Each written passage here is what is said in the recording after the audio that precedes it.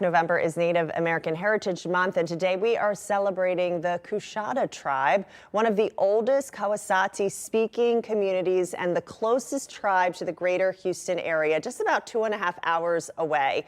Joining us now is Regalia Fontenot, Tribal Archivist, and Aubrey Fontenot, Coushatta Tribe Junior Princess. Good morning, and thank you both for being with us. Good morning. Thank you for having us. Okay, such an important conversation. Regalia, first let's talk about the Coushatta Tribe. And if folks don't know a lot about it, I didn't realize it was a 2-hour drive away.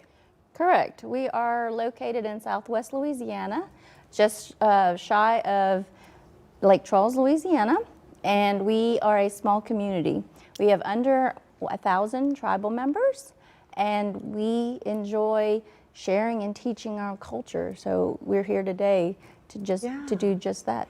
And let's talk about how important it is to share more about the culture and Native American Heritage Month. So Native American Heritage Month brings awareness nationally for all of the indigenous communities and peoples of the United States. That includes Native Americans within the U.S. as well as our Alaskan Native and Hawaiian communities. Yeah.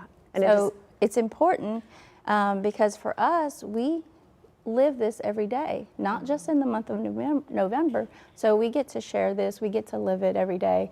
We get to preserve it and teach it to our future generations. And it is a beautiful, beautiful culture. And we're also talking about Aubrey, the meaning behind the regalia and the storytelling in the tribe. Can you tell me about that?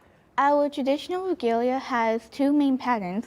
One is the chevron pattern, which depicts our homelands in the Tennessee River Valley. Wow. And the colors represent different parts of the day. And what about the tribal seal? Because the tribal seal is what's on your sash as well, and the top of your crown. What does that represent? The garfish on the seal represents discipline, courage, wisdom, and strength. I love it so much. Back then, it was used for food and jewelry. And these pieces are hand beaded. Correct. Regalia, this is just stunningly gorgeous. And then your necklace as well. Can you tell me about the pieces that you guys are wearing? So everything is handmade, as you were saying. They're handmade, hand sewn. Everything we normally do is in our traditional Koasati colors, which are the red, orange, white, yellow. So we don't traditionally use black as our main fabric material for dresses or clothing, because that shows our sign if we were to lose a loved one.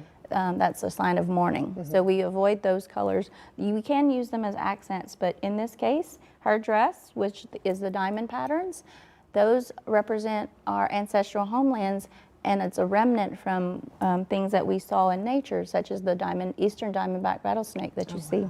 Wow. And beautiful pieces here, basket weaving pieces, because that is also a tradition that is passed on through generations. Tell me about some of these pieces. So our Coushatta basketry is well known.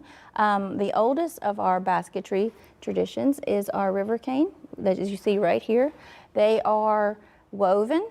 So the cane is cut, dried, peeled, and cleaned, and then after a period of time, they're like small strips, and then they're woven intricately into various shapes. Yeah.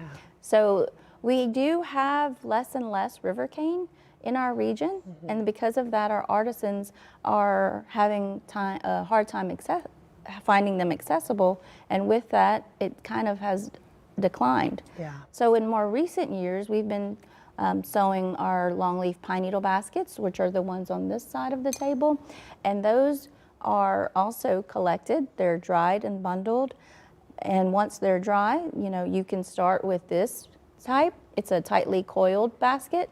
From here, you can create the various shapes and animal effigies that you see here. So this one is a turkey, and you may not see it from the outside, but it's also a basket. Oh, wow. But on the pine cone scales are sewn each individually onto the basket.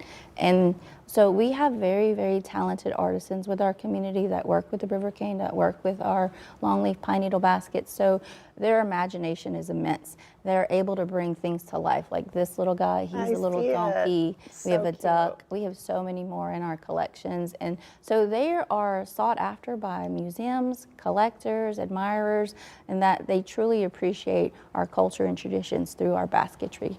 It's beautiful, and the culture is just gorgeous and beautiful. Thank you so much for sharing with us. And is this you, Aubrey? Is this you in this picture? Or the part of the Junior Princess event? So she's the orange. The one in the first was our last 2024-2025 Coushatta Princess, who was my other daughter, Miss Erwin Fontenot. Oh my goodness. So we celebrate and we share this as a family. So that way it's never lost. It continues throughout the generations. Raynella and Aubrey Fontenot, thank you so much for joining us and sharing this incredible stories. Thank you for having us.